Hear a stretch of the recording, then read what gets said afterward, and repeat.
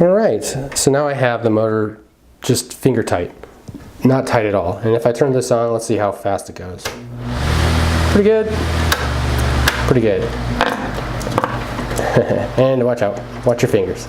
Now if I push down on this now, ow, fuck.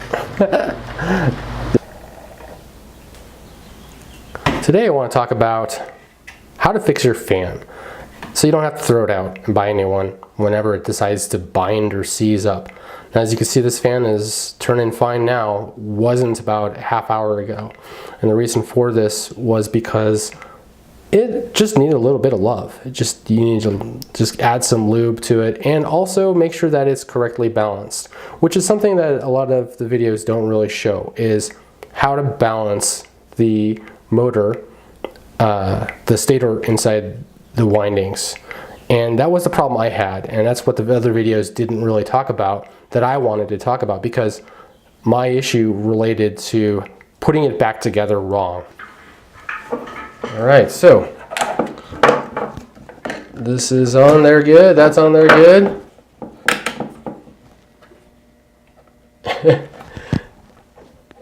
And I kid you not, it's just not turning. That's hilarious. I totally broke it. Oh, it barely doesn't want to move there. And it took me a while to work that out. So I'm going to take this apart again and kind of show you what I'm talking about. All right, so this is the motor with the screws off. There's the windings on the front,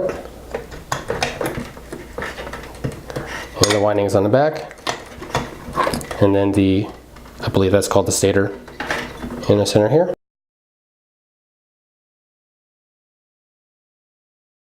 So there is a bearing in the front here, and then this pull here, which you just need to clean with mineral spirits and then put some lube on it.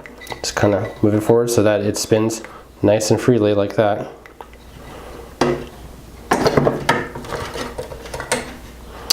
Similarly in the back, you have another bearing right here.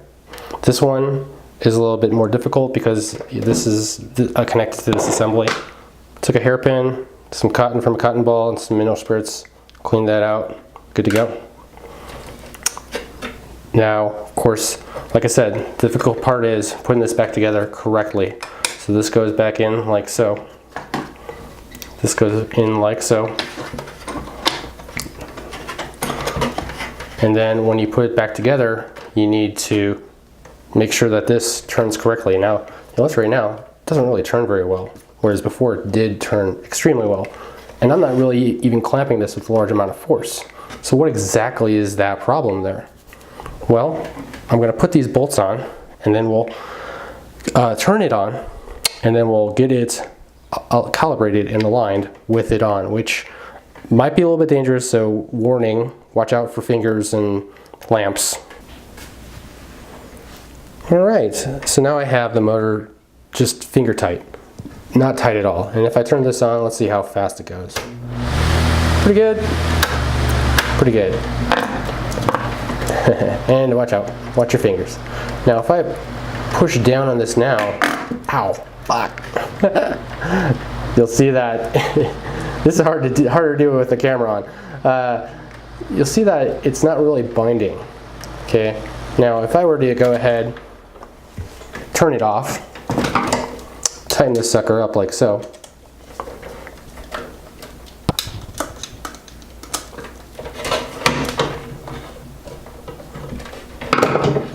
Turn it back on.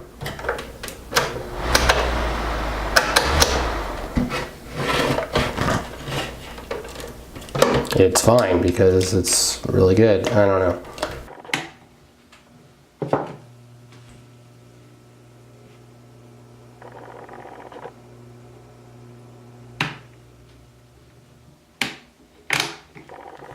That's just working way too hard. and it's fine. I can't break it again. But anyway, it's possible to bind this too much. Now you'll notice here that it is turning a lot better. And part of that is from turning this off and on. And that will help kind of just balance it. And you can kind of see it moving, see it jumping there, right? So that's really kind of loosening this up and letting it really flow. And now it's completely free. Now I can go ahead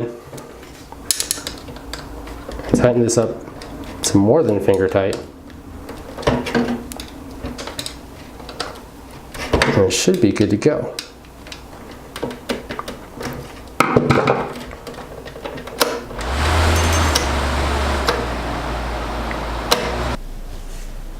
All right, and there we have it. Put back together, working well. This thing really just turns on immediately instead of just kind of slowly getting going. It's nice and good. And hey, it's Arizona. You need some fans occasionally. Helps circulate the air where it needs to go. All right, and hope this was helpful for you. Stay cool.